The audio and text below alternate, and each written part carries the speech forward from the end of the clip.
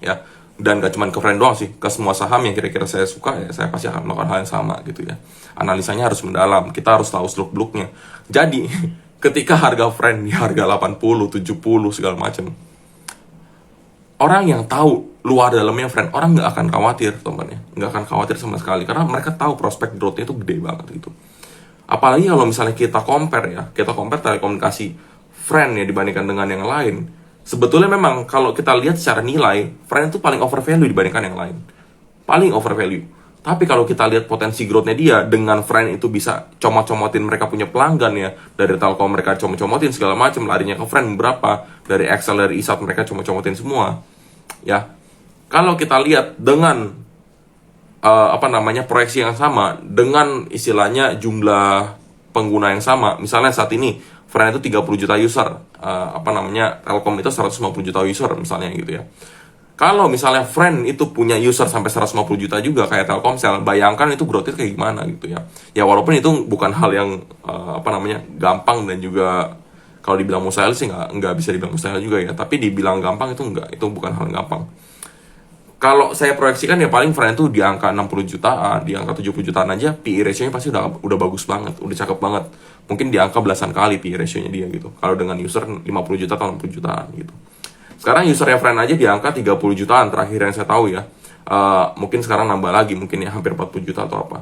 Tapi kalau saya lihat-lihat ya, kalau misalnya friend punya user 50-60 juta itu udah bagus banget PE ratio-nya di angka belasan kali. Karena pertimbangannya adalah pertimbangan tadi yang tadi saya bilang. Peningkatan ARPU, satu. Kedua, fixed cost-nya turun ya, segala macam. Habis itu, yang ketiga adalah peningkatan kebutuhan. Peningkatan kebutuhan sebenarnya balik lagi ke peningkatan ARPU sih. Penambahan jumlah user juga gitu ya. Jadi hal-hal itu akan mendukung emiten-emiten telekomunikasi. Nah, saya selalu menyarankan jika teman mau masuk saham atau emiten telekomunikasi, selalu pairing dengan menara-menaranya gitu. Jangan pernah kita itu, contohnya gini lah. Misalnya teman suka industri keuangan gitu ya.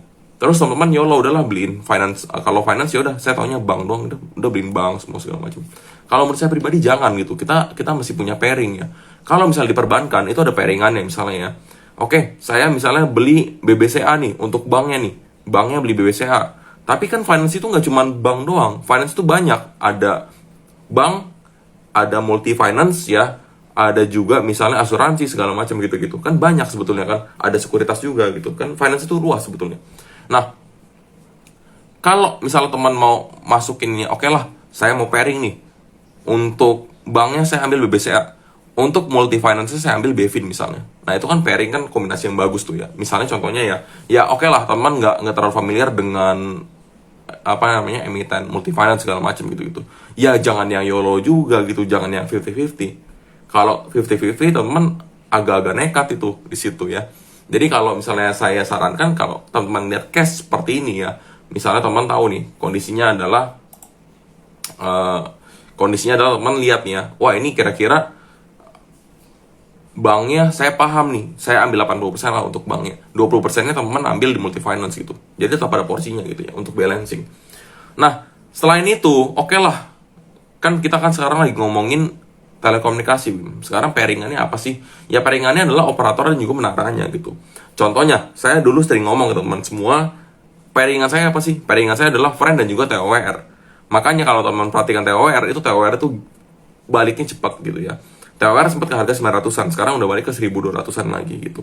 Ya kenapa ya? Karena tender offernya di angka 1.200. Saham punya tender offer di angka 1.200, artinya apa sih? Artinya ya dia akan tebus mahal semahal-mahal 1.200. Nah, otomatis mereka punya modal 1.200 teman ya. Ya masa iya mereka ngebiarin sahamnya mereka turun terus di bawah 1.100 segala macam di angka 900, nggak mungkin. Maka dari itu kalau kita lihat kemarin tuh Tower itu ada peluang banget di situ, bagus banget peluangnya. Jadi ketika teman ngelihat saham-saham yang punya tender offernya di angka tertentu, terus tiba-tiba harga sahamnya drop ya ke bawah, itu teman bisa cicil sebetulnya. Contoh lain selain TOR, kita ngomongin BEFIN. BEFIN itu tender offer juga di angka 1.200 kalau nggak salah. Nah, BEFIN harganya juga sempat ke angka 1.000-an. Sekarang harga BEFIN kemana? Balik lagi ke 1.200. Karena apa ya? Karena tender offernya 1.200 gitu ya. Sama kayak TOR juga gitu. Ya itu corporate action yang harus kita perhatikan lah ya. Nah, anyway kita balik lagi nih ke telekomunikasi. Jadi pairingannya friend dan juga TOR. Kenapa? Kenapa saya pilih TOR? TOR itu yang paling under value dilihat dari si manapun, dibandingkan dengan Mitratel, dibandingkan dengan Tebik segala macam. Bola ada kok bola sih? Bola apa Bali ya, saya sampai lupa namanya tuh ya. Towernya ada lagi, banyak tower lah, pokoknya ada SUPR segala macam gitu-gitu. Nah, jika kita bandingkan itu semua teman-teman ya, mau lihat dari sisi manapun, dari sisi growth, P ratio, PBV segala macam, yang termurah adalah si TOR gitu ya. Yang valuasi terbaik adalah TOR. Nah, ini nge-lag lagi nih IG-nya nih. Ya, dan ntar saya pindah-pindahin aja nih ya. Ini saya close dulu ya IG yang di sini, saya login lagi. Saya minjem, soalnya saya minjem IG orang gitu ya, buat nge-record di sini. Kalau enggak nggak record gitu. Oke ya, saya lanjut lagi teman ya. Saya lanjut lagi terkait tentang tentang emiten ini ya. Nah, kenapa sih saya pilih friend ya dibandingkan dengan yang lain? Karena pertimbangannya, kalau teman lihat dari sisi growth-nya ya, sekali lagi kita harus lihat dari sisi growth-nya. Growth-nya jangan lihat dari IPS, tapi growth dari jumlah penggunanya. Friend itu yang paling bagus gitu ya.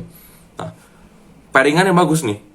TOR jumlah menaranya kedua terbanyak setelah Mitratel. Walaupun jumlah selisih menara itu dikit banget, tipis banget bedanya. Nah, Friend punya Moratel. Balik lagi kita ke Moratel. Moratel ini market leader ya di bidangnya gitu ya. Di bidang fiber optik segala macam gitu-gitu. Nah, terus Friend-nya juga sekarang itu istilahnya Friend itu adalah anak bungsunya gitu, dan punya potensi, dia punya jumlah pengguna itu naiknya signifikan banget tahun ke tahun.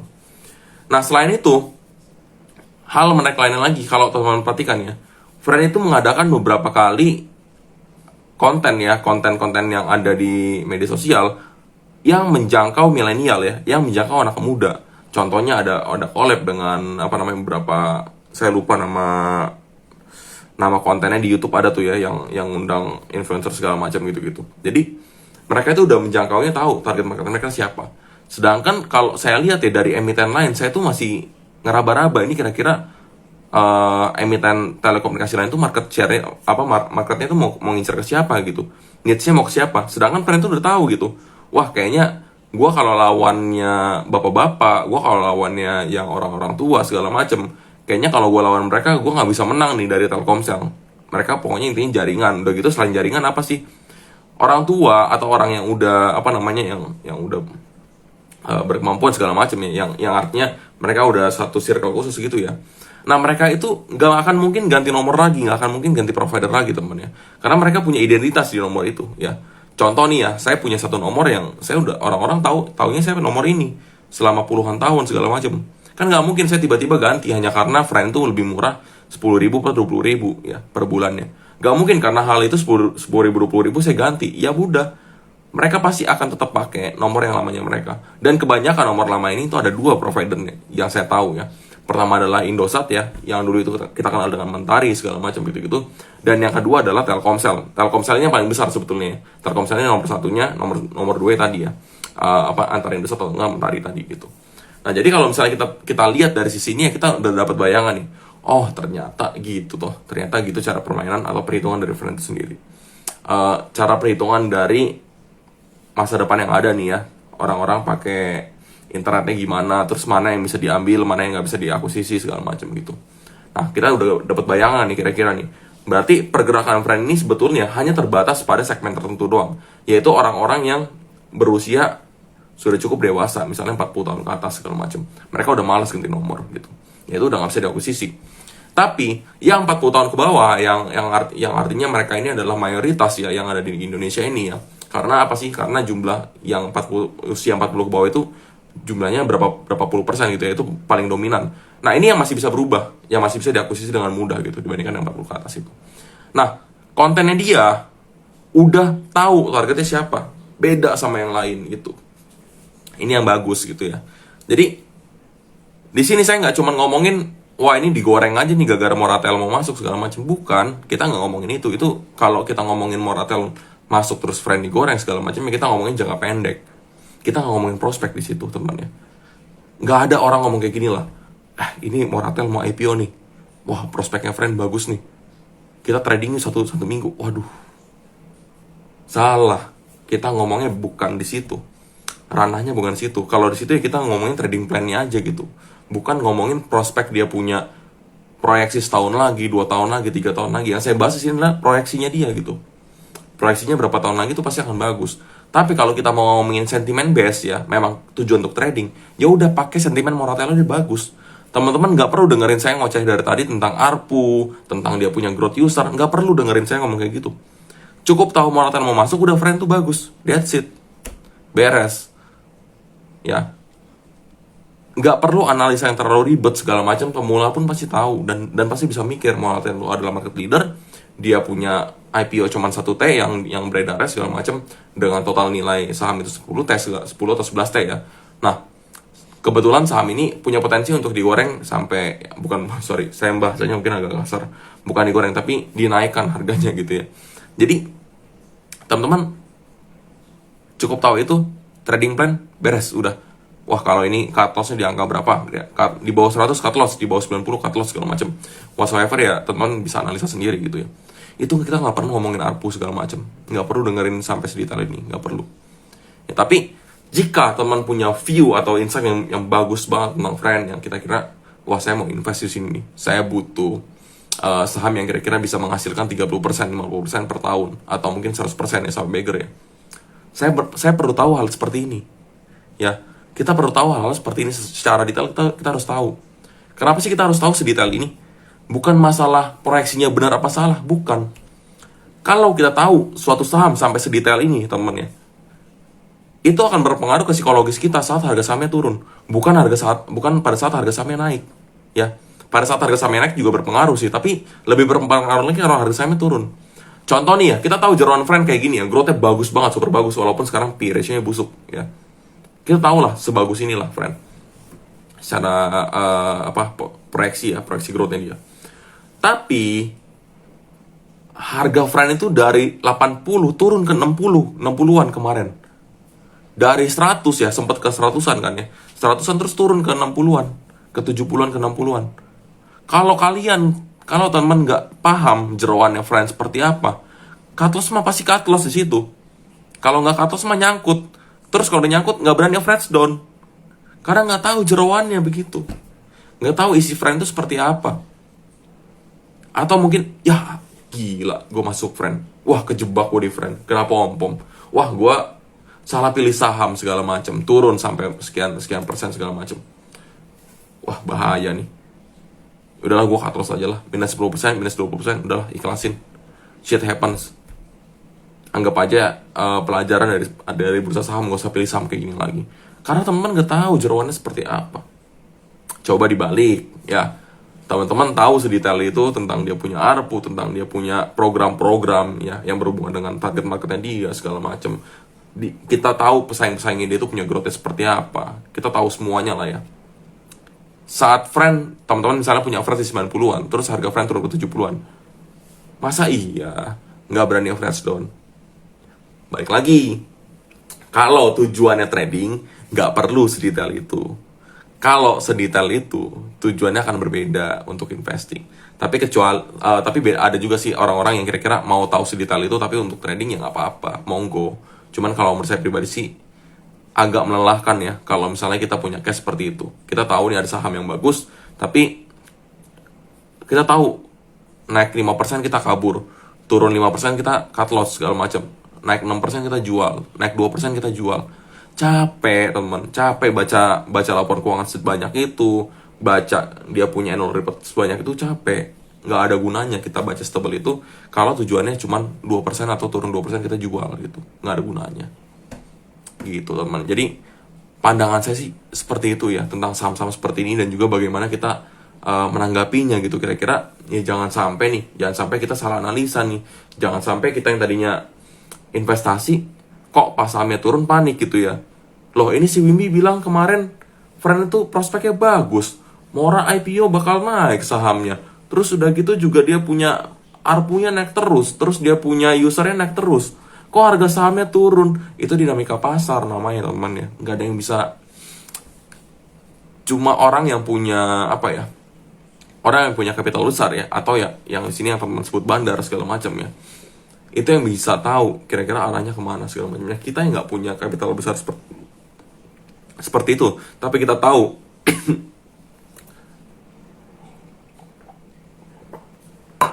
kita yang nggak punya capital besar seperti itu, tapi kita tahu arah manajemen seperti apa, arah prospek bisnis seperti apa, ya kita akan berbeda cara pikirnya gitu. Jadi kurang lebih seperti itu ya teman ya. Untuk friend, prospeknya yang berkaitan dengan telekomunikasi, yang berkaitan juga dengan apa ya tadi, telekomunikasi, prospek friend segala macam, menara-menara segala macam ya, contoh-contohnya pairing-pairingan segala macam. Jadi saya sampaikan itu semua ke teman semua, itu buat jadi bahan pertimbangan. Sekarang harga friend itu di angka berapa nih? Sebentar ya. Harga friend ya, friend itu ada di angka 104 sekarang ya. Closing 104 setelah naik 8,33% per hari ini. Gitu ya. Nah, apakah bisa naik lagi? Apakah bisa turun lagi? Pasti akan ada pertanyaan. Jadi, friend ini bisa dibeli dong sekarang. Jadi, friend ini bisa di hold dong sekarang. Nah, kalau saya jujur ya, kalau melihat pertanyaan-pertanyaan seperti ini, saya akan kembalikan bertanya balik gitu ya. Contoh, teman-teman tujuan hold ya. Oke lah, teman mau hold. Saya tanya balik, average-nya di angka berapa? Nggak taunya, ya nih, saya baru beli tadi sore pas closing. Saya belinya di angka 104, saya hajar kanan aja pas closing. Boleh di hold nggak ya?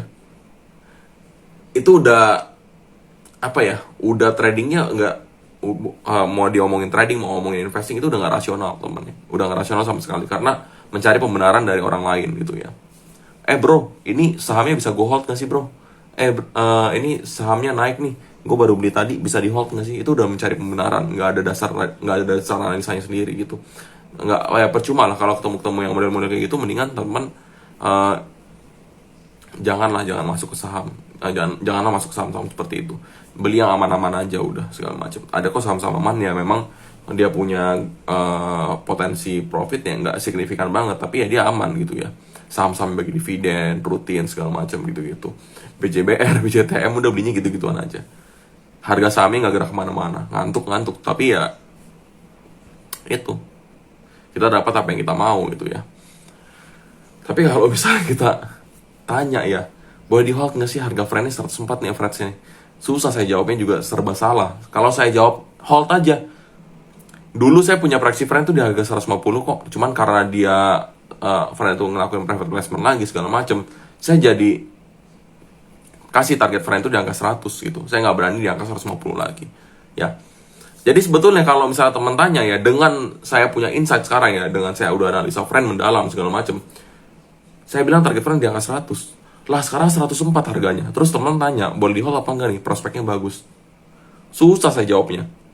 Ini pertanyaannya menjebak saya nih jadinya nanti kalau misalnya saya suruh hold, ternyata ya memang saya kan bilang 100 kan, sekarang 104 ya, saya dianggap ntar malah pom-pom atau apa segala macam. Serba salah jadi jawabannya gitu temennya. Jadi kalau mau trading, average tinggi trading udah. Average rendah, saya punya friend di angka 70-an kemarin, 80-an pas dia anjlok segala macam. Wah, itu hold dah. Mau punya harga saham serendah itu, kalau mau di hold. Karena mau retailnya juga masih belum listing segala macam, masih ada potensi. Lah, tapi kalau punya di 100-an, ya gimana saya jawabnya? Susah. Gitu ya. Jadi, baik lagi, hold, sell, atau buy ke tangan teman masing-masing. Pertimbangannya apa? Pertimbangannya punya di average berapa? Resikonya tinggi apa enggak gitu. Ya karena saya jelas udah bilang dari awal, bagi saya friend di 100. Awalnya saya bilang friend di 150, terus saya turunin jadi 100 gara-gara dia punya isu private placement. Kenapa sih saya nggak suka sih dengan saham-saham yang sering ngadain itu? Friend itu ngadain ini bukan cuma sekali ya, udah berkali-kali gitu. Yang bikin berat apa sih? Ada beberapa emiten yang bayar utangnya pakai OWK ya, obligasi wajib konversi segala macam ya. Jadi dia punya utang dikonversi ke bentuk saham. Jadi misalnya ya, per hari ini saya punya jumlah lembar saham, perusahaan saya tuh punya 1 juta lembar saham. Terus saya punya utang, wah saya nggak mampu bayar, saya pakai OWK aja lah. Saya pakai jalur OWK. Nah yaudah nih, gue terbitin 500.000 saham ya. Jadi sahamnya jadi 1.500.000. Kepemilikan saya terdilusi. Tapi yang terjadi apa? Yang terjadi kepemilikan saya terdilusi, tapi utang saya terbayarkan gitu. Saya nggak perlu bayar utang lagi. Nah saya nggak suka emiten-emiten seperti itu, jujur aja. Ada beberapa case yang memaksa mereka tuh mesti melakukan itu. Contohnya seperti BHIT, Friend juga. Tapi kalau saya lihat, Friend itu terlalu sering jadinya. Terlalu sering dengan melakukan ini, nanti jumlah saham beredar itu semakin banyak. Nah, otomatis apa? Teman-teman kalau lihat, wah, Friend cuma 104 Wim. Lu gila ya kagak mau beli Friend. Itu si eSouth Excel harganya ribuan Wim. Telkom harganya 4 ribuan Wim. Excel 2.500-an, eSouth kayaknya 5.000 atau 6.000 sekarang eSouth. Sebentar ya, penasaran ini. 7.000, sorry ya. eSouth 7.000 Wim. Beli Friend lah, harganya 100. Friend bisa ke minimal ke Excel lah, 2.500. Waduh, teorinya dari mana teman? Friend ke Excel 2.500, berarti marketnya Friend itu naik berapa kali ya? Friend capnya naik 10 kali aja ke angka 1.000 ya sekarang ya. Ya kalau dia Friend jadi 1.000 aja, berarti marketnya Friend itu udah setara dengan Astra, setara dengan Telkomsel segala macam gitu ya.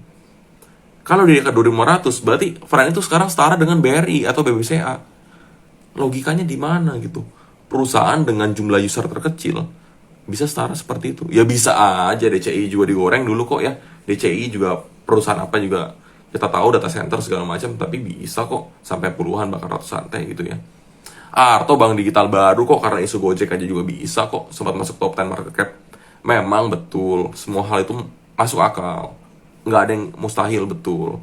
Tapi ya mbok ya kita mikir gitu, maksudnya apakah benar akan semudah itu? Apalagi kita tahu lah kepemilikan retailnya di sini besar banget. BBHI misalnya, Alobank ya, bank baru jadi, bank digital baru jadi segala macam ya, baru konversi di bank digital segala macam.